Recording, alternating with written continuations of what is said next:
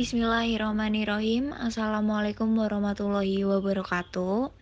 Perkenalkan, saya Tafina Arum Fadila dengan NIM 202111276 sebagai moderator di sini, dan saya ditemani dengan Prasetya Wicaksono dengan NIM 202111279.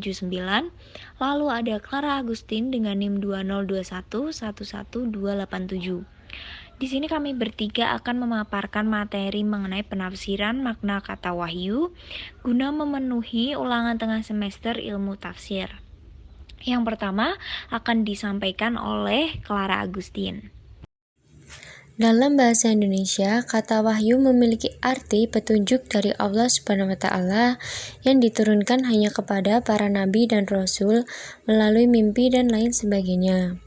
Seperti ungkapan Nabi Muhammad SAW menerima wahyu yang pertama ketika beliau berusia 40 tahun.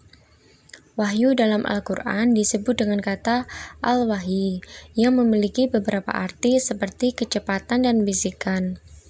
Wahyu adalah nama bagi sesuatu yang dituangkan dengan cara cepat dari Allah ke dalam dada nabi-nabinya, sebagaimana dipergunakan juga untuk lafal Al-Quran. Wahyu adalah sesuatu yang dimanifestasikan. Ia adalah pencerahan sebagai bukti atas realitas dan penegasan atas kebenaran. Setiap gagasan yang di dalamnya ditemukan kebenaran ilahi adalah wahyu, karena ia memperkaya pengetahuan sebagai petunjuk bagi manusia. Allah sendiri telah memberikan gambaran yang jelas mengenai wahyu, seperti yang digambarkan dalam Al-Quran Surat Al-Maidah ayat 16, yang berbunyi, Bismillahirrahmanirrahim. Yahdi bihillahu manittaba'a ridwanahu subulas salami wa yukhrijuhu minad dulumati illan nuri bi'idnihi wa yahdihim ila siratim mustaqim. Yang artinya, dengan kitab itulah Allah menunjuki orang-orang yang mengikuti keridhoannya ke jalan keselamatan. Dan dengan kitab itulah Allah mengeluarkan orang-orang dari gelap gulita kepada cahaya yang terang benderang dengan seizinnya, dan menunjuki mereka ke jalan yang lurus.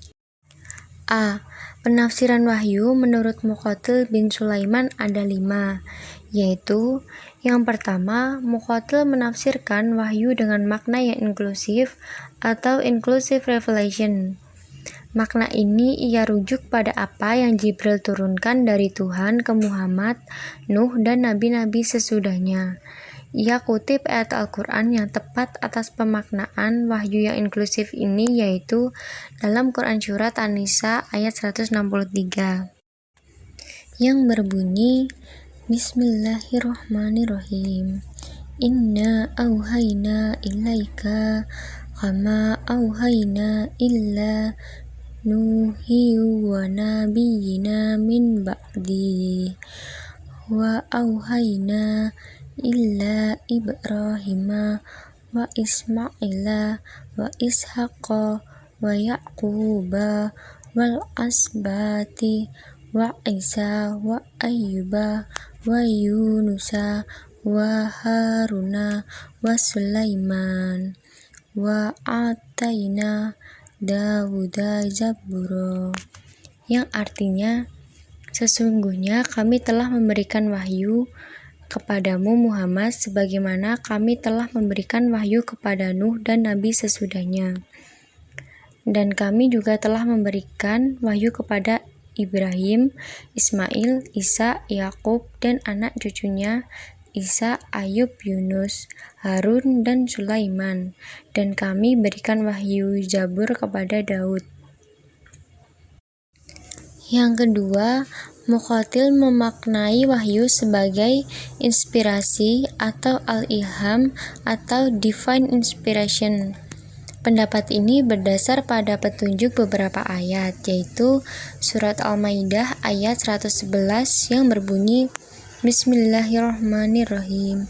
Wa it's auhaitu ilal hawariyina an aminu bi wa bi rasuli qalu amanna washhad bi annana muslimun, yang artinya, dan ingatlah ketika aku ilhamkan.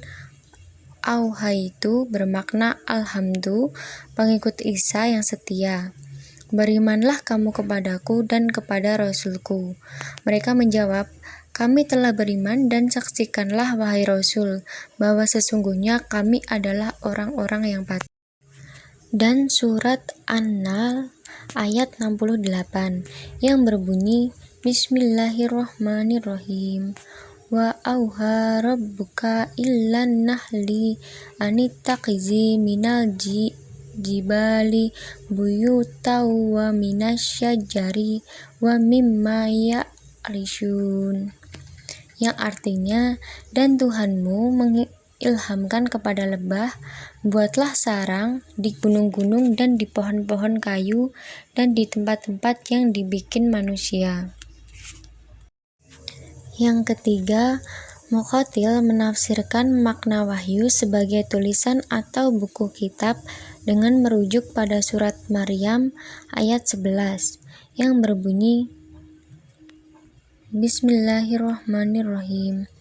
Faqaraja ala qaumihi minal mihrabi fa'auha ilaihim ansabbihu bukrata wa asyiya, yang artinya, maka ia keluar dari mihrab ke arah kaumnya.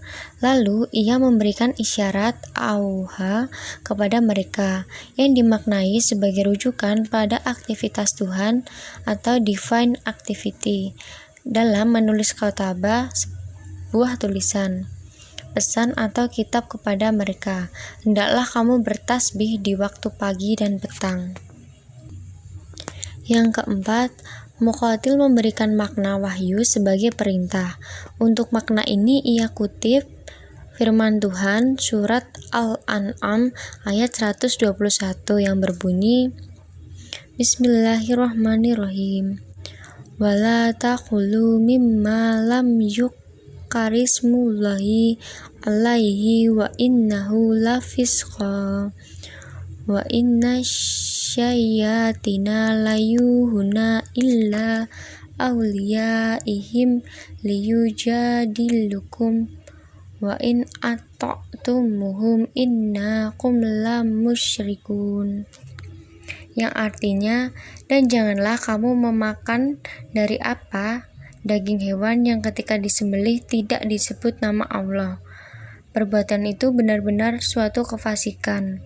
Sesungguhnya setan-setan akan membisikkan kepada kawan-kawannya agar mereka membantah kamu, dan jika kamu menuruti mereka, tentu kamu telah menjadi orang musyrik.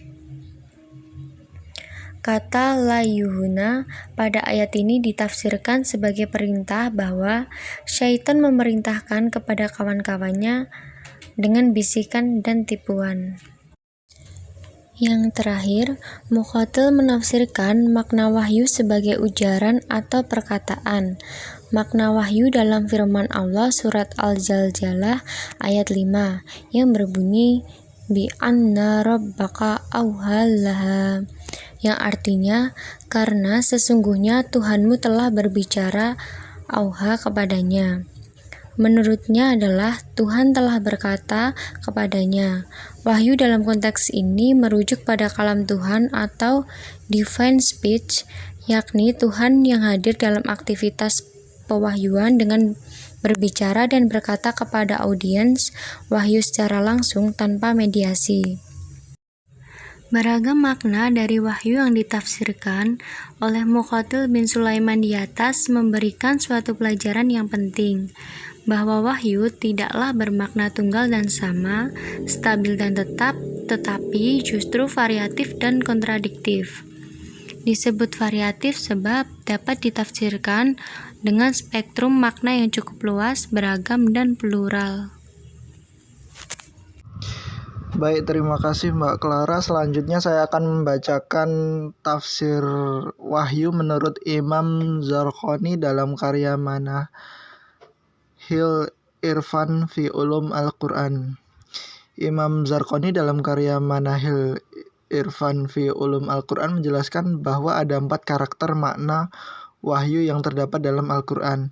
Yang pertama yaitu wahyu mempunyai makna ilham yang bersifat fitri, sebagaimana firman Allah dalam Quran surat Al-Qasas ayat 7, yaitu wa auhaqna ila ammi Musa an arsyihi hifa iza khifati alaihi fa'alakihi fil yammi wala takhafi wala tahrabi inna raddu ilaika wajailihu minal mursalin, yang artinya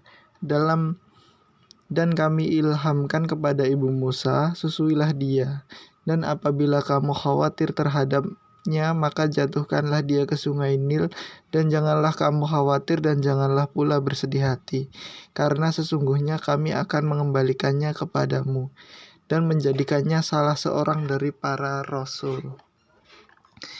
Dan yang kedua yaitu kata wahyu dalam Al-Quran berkaitan dengan naluri pada binatang seperti dalam Quran surat An-Nahl ayat 68-69 yang artinya, dan Tuhanmu mewahyukan kepada lebah, buatlah sarang-sarang di bukit-bukit, di pohon-pohon kayu, dan di tempat-tempat yang dibuat manusia. Dan yang ketiga, kata wahyu mempunyai arti bisikan jahat, baik bersumber dari setan, jin maupun manusia. Yang contohnya dalam surat Al-An'am ayat 112 menyatakan, dan demikianlah kami jadikan bagi tiap-tiap nabi itu musuh, yaitu syaitan-syaitan dari jenis manusia dan dari jenis jin, sebagaimana mereka membisikkan kepada sebagian yang lain perkataan-perkataan yang indah-indah untuk menipu manusia. Jikalau Tuhanmu menghendaki, niscaya mereka tidak mengerjakannya, maka tinggalkanlah mereka dan apa yang mereka ada-adakan. Dan yang keempat yaitu kata wahyu yang bermakna memberi isyarat, tanda, simbol yang terdapat dalam surat Al-Maryam ayat 11, yaitu maka ia keluar dari mihrab menuju kaumnya, lalu ia memberi isyarat kepada mereka, hendaklah kamu bertasbih di waktu pagi dan petang. Tadi itu adalah contoh-contoh macam-macam kata wahyu menurut Imam Zarqani.